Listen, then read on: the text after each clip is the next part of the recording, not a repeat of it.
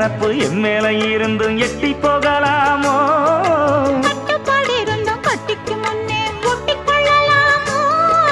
முத்தமிட்டா மோசம் என்ன உண்டாகும்? சத்தமிட்டா உன் நிலைமை என்னாகும்? புது வளையல அரைச்சு தொண்டையில தான் நினைச்சு மாமன் கிட்ட பேச போற மணிக்கணக்கா.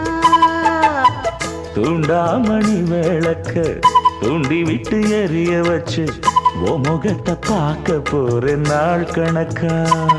அந்த இந்திரன் சந்திரனும் மாமன் வந்தா எந்திரிச்சு நிக்கணும். அந்த ரம்பையும் ஊர்வசியும் மயிலுக்கு தொண்டுகள் செஞ்சிடணும்.